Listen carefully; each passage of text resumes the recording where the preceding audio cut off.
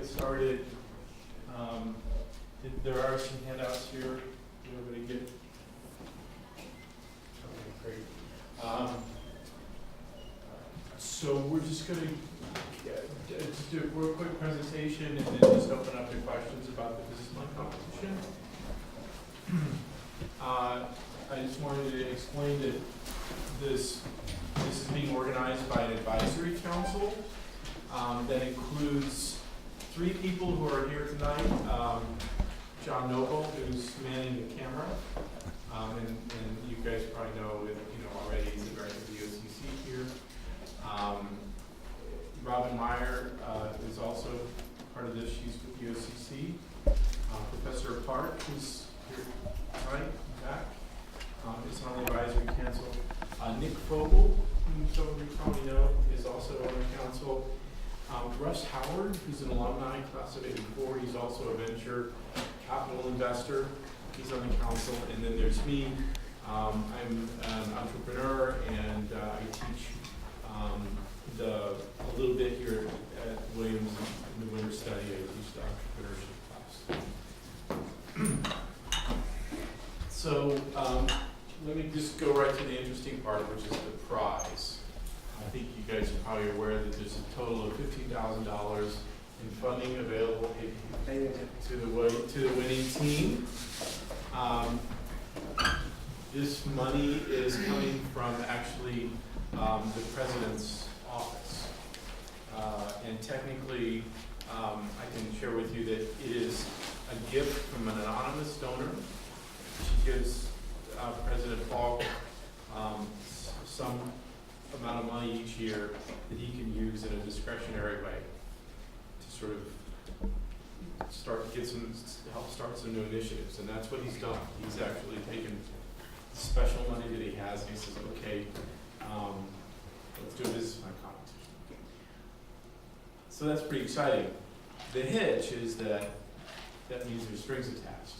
We have to do a really good job. He's going to be watching, and we need to just make sure that the competition is fair, that we all learn a lot from it, and that the team that wins it has done a really good job. So this next point is really the purpose of the competition is, or the purpose of the prize. The purpose of the prize is to help the winning team advance its business concept to a point that it would be qualified for investment, that actually could attract investment from people outside the college. That's the purpose of the $15,000 in funding. So you're gonna bring your great idea to the competition. If you win, you're gonna win this money, and the expectation is you're gonna use that money to advance your idea, maybe by building a prototype, maybe by doing some who knows what, to advance that idea to a point that you could convince other people to invest money in. The winning team members will work on the project next summer. I think we're requiring that each team member works on it for 10 weeks full time next summer, and the expectation is that this is what you do next summer if you win, that you ought not to have other employment, because we want to work on this. We want the winning team to stay in Williamstown, based in Williamstown next summer. And there's actually a lot of really good reasons for that.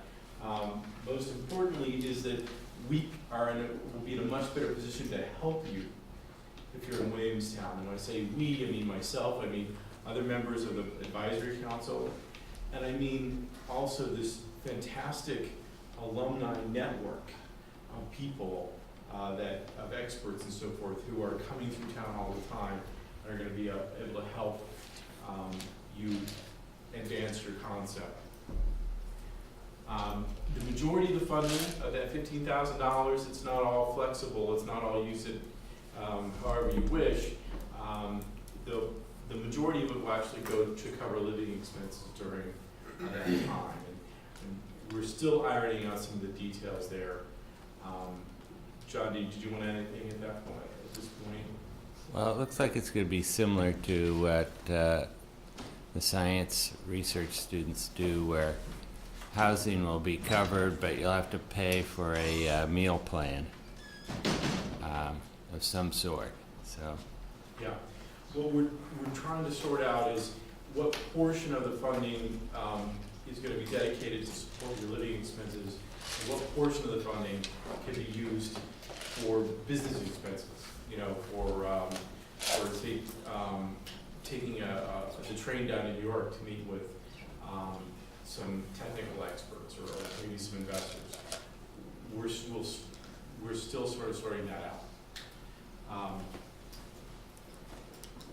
That's all I had to say on that. On the competition, will take place on Saturday, April 7th next year. That's the weekend after you get back from spring break. It'll be judged by an expert panel. All the judges will basically be professional venture capital investors. They do this for a living. They look at business plans, they look at teams, they listen to pitches, and they may be they'll probably be alumni of the college, some of them, but no one will be affiliated with the college officially. Each team will need to submit a complete business plan 1 week in advance, so then the jury can study the business plan before the competition. And then at the competition, each team will give a 15-minute presentation. We call these a pitch. And then after the presentation, there'll be a question and answer session. And that's going to be a really important 30 minutes for each team. And then the winning team and the first and second runners-up will be announced that same day. The panel will, after hearing all the pitches and doing all the Q&A, they're going to sequester them, and they'll confer, and they'll emerge and announce the winning team and the runners-up. This is a timeline for the competition. We're encouraging teams to register now, which basically means telling me, Jeffrey Thomas, that you are seriously considering competing in the competition. I'd like to know, to register, all I need to know is I just need an email from you. I need to know your names, maybe a tentative title or name for your company, and just a very few sentences about your business idea. And then the deadline for registering, though, even though I like to register as soon as you can, as soon as you think you want to do this. But you must register no later than January 10th. And then basically during January, what the advisory council is going to do is it's going to look at all the people that have registered and look at the kinds of plans that they've submitted. Okay, and we may see that some plans don't really fit with the competition. Let me give you an example. Who's been to the burrito truck?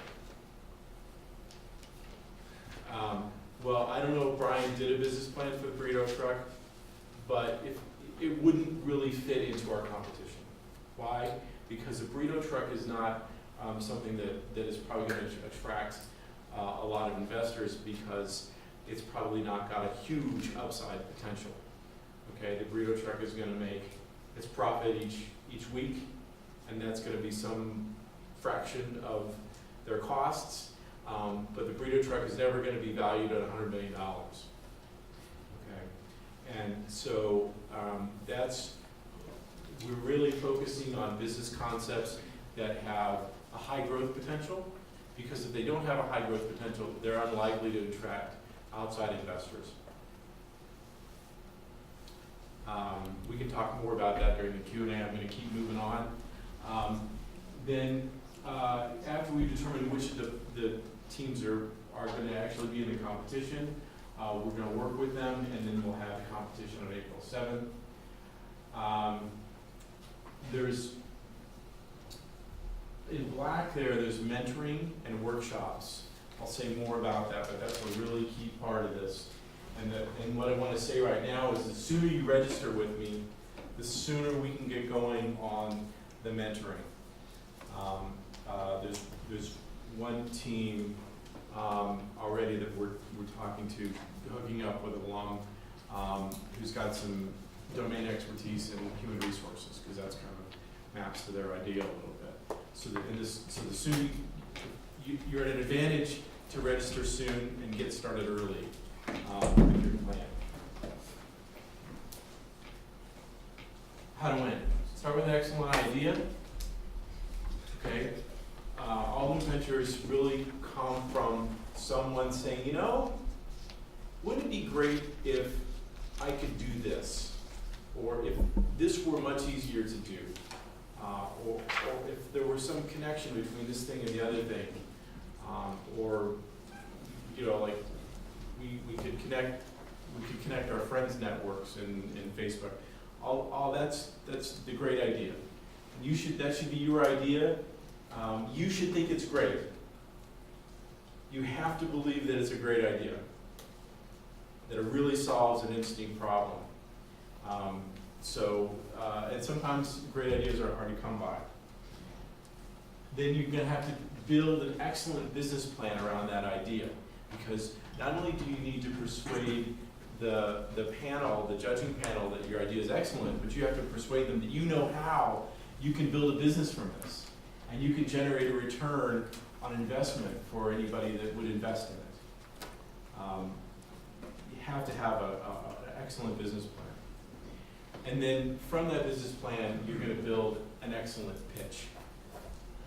15 minutes where you're going to show and tell people things that are going to get them excited about your idea, and ideally it's going to make them want to invest in you and in your idea. And then you're going to iterate many times, and that's where the mentoring comes in. So you're going to practice giving your business plans and your pitches with the mentors throughout the preparation for the competition, and you're going to refine and you're going to improve. David Michaels here, he was in the winter study last year, and we did this in the winter study, and it's really helpful to get that feedback. I think David will attest. You're also going to need a capable team, and I want to encourage you all. You know, if you need some expertise, a lot of people need some IT expertise. They have a great idea, but they're not really sure how to put together the web pages or whatever it might be. Don't seek that out. Other students, I know Brent Haringa, Professor Haringa in the computer science department is a really good resource. If you need expertise, let's see, in what's a good example? In the service sector, okay? Go seek that out. What's a good example? Say that you have an idea for innovating medical practice somehow, okay? Making student insurance claims work a lot better. Go find someone that can advise you, someone you can make sort of part of your team that has that expertise. Then you're also going to need a well-reasoned budget for your award funding. So to win the competition, you have to have a great idea, with a great business plan, and you have to be able to tell the panel how you're going to use the money. True story. I met an alum named Kevin Doherty. He looked at a student's company in the early 90s, Bo Peabody's company, Tripod. Many of you have heard of this company. He was ready. Kevin Doherty, who's older than the student at the time, obviously, he was part of a venture firm. He was ready to invest $2 million in Bo's company. He brought a term sheet to a meeting with Bo. But before he told Bo that he had a term sheet, he asked Bo, so I know you want to raise $2 million. What are you going to do with that? And Bo said, I don't know. The guy never, ever pulled the term sheet out of his pocket. He just, do people understand the example there? You have to have a plan. If you're gonna get funding from somebody, from an investor, if you're gonna win this award money, you need to have a plan. So you need to be able to show how you're gonna use that $50,000 to advance your business concept. And here's an important tip. Draw on your liberal arts experience, okay? I can think of no other endeavor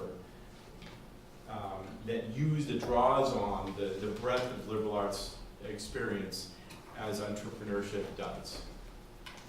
You're going to need your writing skills, you're going to need your research skills, you're going to need your public speaking skills, your networking skills, your knowledge of economics. You're going to need to bring all that to bear on this. Support. We've got workshops going on. We had a workshop last week on how to write a business plan. If you couldn't make that, we're going to be streaming video recording of that workshop from the OCC website. We should have that up in a week or so. I'm going to be giving a workshop on how to do a pitch, probably right after Thanksgiving. And then in winter study and spring terms, we'll have workshops on intellectual property, finance, where we'll get into stock options and equity and investors and Series A and Series B and all this kind of stuff. And then finally, we'll have a workshop on negotiating skills so that the winning team will have some tools to go out and start talking to potential investors. And then mentorship. We're going to require that each team find a sponsor.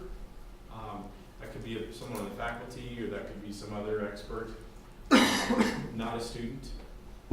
And then each team will meet on at least 2 occasions with alumni mentors. And I'm really excited about this part because you may or may not be aware, but there's a tremendously talented group of alumni entrepreneurs and alumni investors. And we brought them in the winter study last year. They enjoyed it. The students got a lot out of it. These are people that really, truly professionals that are going to be able to come in and advise you on your plans. And I think the mentorship should be a lot of fun. And then the last slide here is on confidentiality. Look, I've been in a situation before where I've had an idea, some ideas occurred to me, and I think, oh my gosh, this is such a good idea. I can't believe other people haven't had this idea, because it's such a great idea. And I better not tell them, but I don't want them to steal my idea. It's such a great idea. Okay, that's happened to me many times. And if you have really, truly a great idea, it's very natural to feel that way about it. But the reality is that in the world, the venture capital world, it just is not possible to operate in a way that you require a secrecy agreement from anyone you tell your idea to. Okay, so you should not assume any kind of confidentiality from organizers or mentors. We won't be doing any non-disclosure agreements, and that is the industry standard. And also I want to be clear that the final competition will be open to the public, or for all practical purposes. It'll be a public event. So I just need to be clear about that. It's really not negotiable. Please do not ask us to do NDAs. But I would also advise you to do what everybody else does, all the other entrepreneurs do, is they find ways to talk about their business. We talked about this last week at the workshop, right? They find ways to talk about the business without talking about the secret stuff. I mean, the secret sauce is what we call it. So for example, if you have some new computer software that does something really fantastic, you can talk about that, you can describe what that thing does without giving up all the details. And that's what we want you to do here in this competition. Okay? So I've talked for 20 minutes, I wanted to talk for 10, I'm sorry for talking so much. Let me stop and we'll take whatever questions you have, and Professor Park and Mr. Noble will help me answer your questions. Yeah, David. I was hoping we could get a sign-up sheet to go around Yeah. for kids interested in maybe being in a club related to these kind of issues.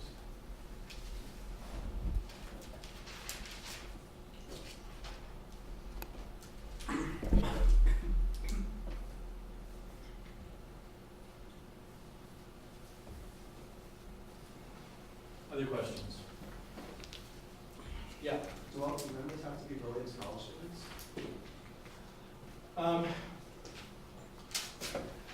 No, I think, and,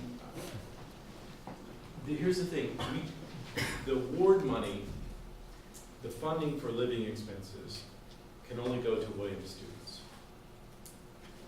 So if you had a teammate, would you put your name and email address in there? If you had a teammate, say, I'll just say from Yale, like a school, and they were able to work with you over the summer, either by funding themselves to live in Williamstown, or by working from home and working with you guys over the phone or whatever.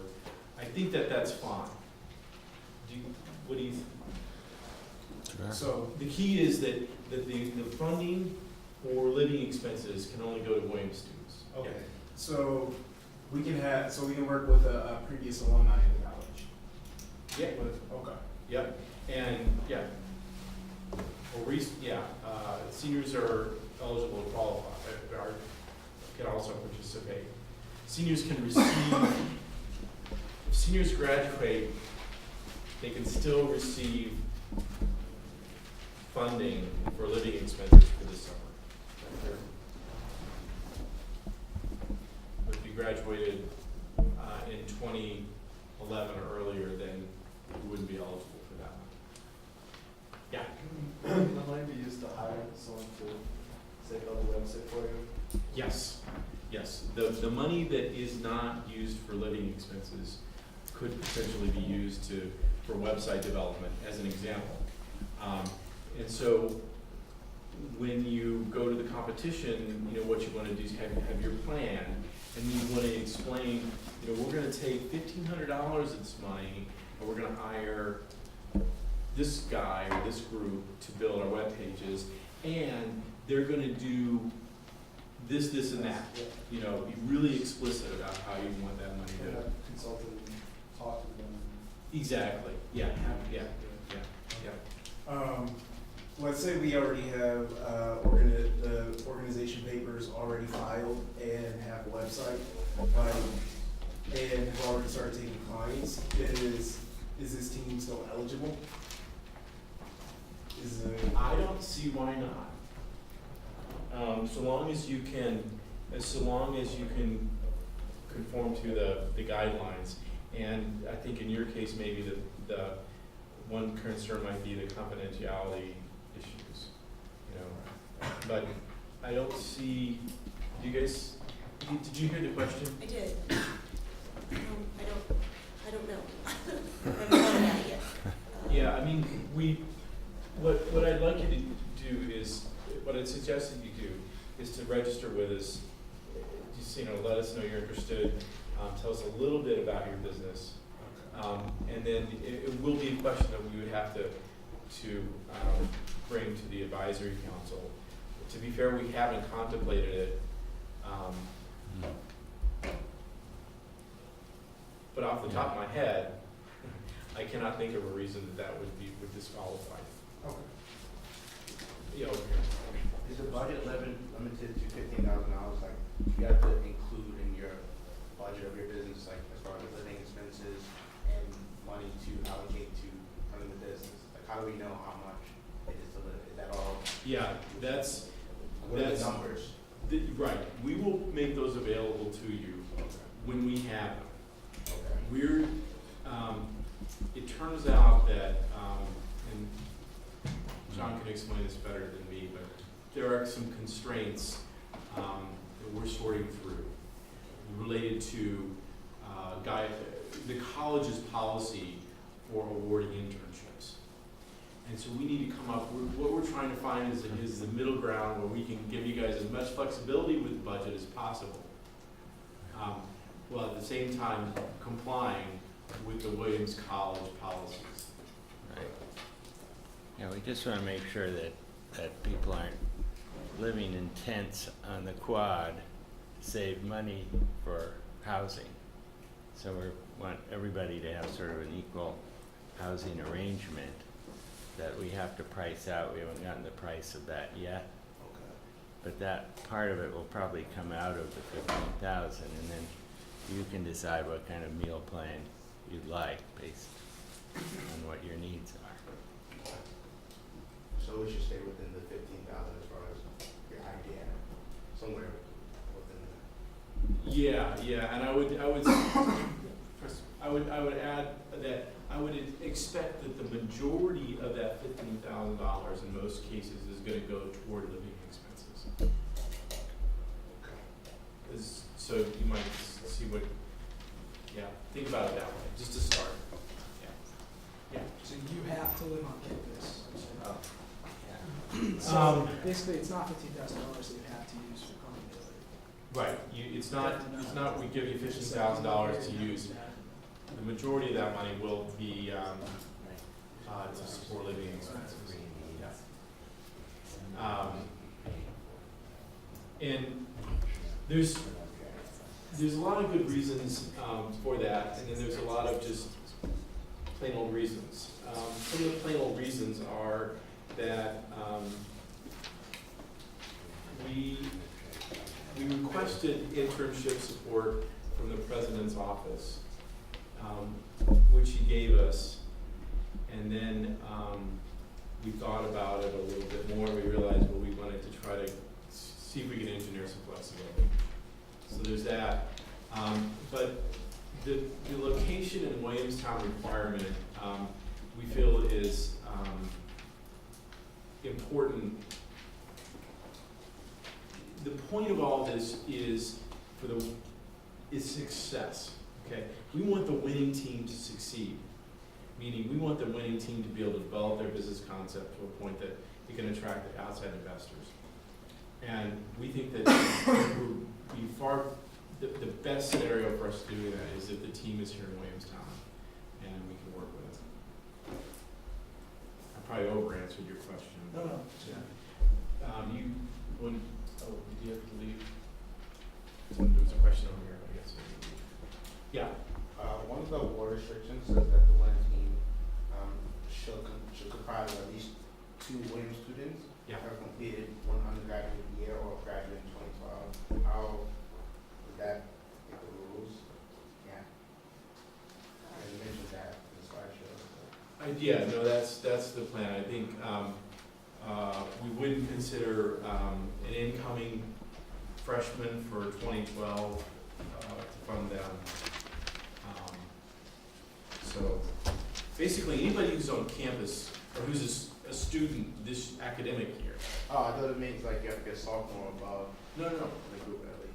maybe, It said at least 2 Williams students who have completed one undergraduate year, so completed means you're a sophomore. oh, I see, okay, thank you. We should clarify the language there. What I meant to write was that the award, which will be in the summer, Gotcha. after they've completed their first year. But yes, freshmen definitely should, if they're interested, Okay. should participate. Yeah. So, is there gonna be like more time, like after this, or you or John or whoever able to stay after? So Yeah, it's all- yeah.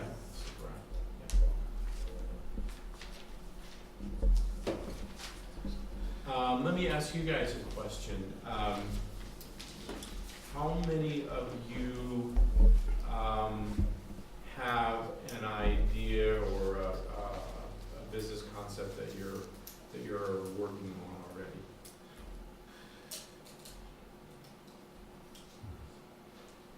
Okay.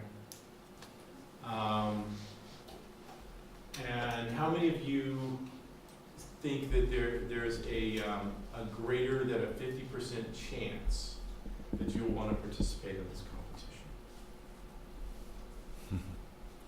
Can I ask for the number of people who raised their hands and said they had an idea? Could we get hands again if there are multiple people who would be on the same team? What? So that is if 3 people in the front row raised their hand and said they had a business plan, are you actually all on the same team? Like how many teams are there? Guys, So I saw a lot of hands go up, but I'm not sure if it's actually is anybody working in teams right now? already, do people already have teams? Okay. Let me just say a little bit about teams. So we're requiring that to compete, that there are at least 2 members on each team. And we're encouraging more. I don't know if you heard, we had a workshop last week, and Steve Fogel, I didn't know this, but he said, there's been a study done that tracks success of new companies based on how many founders there were. And companies with 2 founders are wildly more successful than companies with 1 founder. Companies with 3 founders are more successful than companies with 2 founders. And companies with 4 founders are more successful than companies with 3 founders. So that's pretty good evidence that it's a good idea to work in teams. We're requiring at least 2. Now, what if you have a team of 4 people and you win the competition, and we only have funding for 3? I asked a question, but I don't have a good answer other than we've only got so much money. So we might, we can work with you. There's going to be some flexibility here, and we're going to try to, in most cases, do what makes sense and doesn't come up against any sort of Williams policy. Okay, so if you're a team of 4, please don't feel any pressure to reduce your number to 3. If you can't commit to the summer and some of the restrictions, can you go through the competition and not accept the award?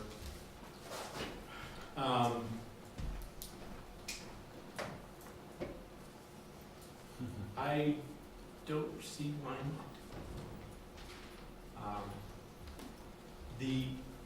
The plan is to, after the competition is over, the winning team is supposed to sit down will sit down with the advisory council and go over their detailed budget and plan for the summer. And if at that point, you say, well, I really want to work on this, but I've got a summer internship at JP Morgan, and I really want to, I'm going to go do that, but I also want to work on this business thing and with my teammates. Well, that's really not what we had in mind. And we might agree that we're going to give the funding to the second place team. Or, depending upon the scenario you propose to us, maybe you end up being a consultant to the other team members, and they stay in Williamstown to work on the plan. So there's I don't say there's wiggle room, but there's permutations that I think would be perfectly legitimate. So I would encourage you to compete. Yeah. And there are going to be these workshops that Jeffrey was describing to help you prepare for this, so you could certainly participate in those workshops, right, to learn some of these pieces, even if you weren't going to compete. Right.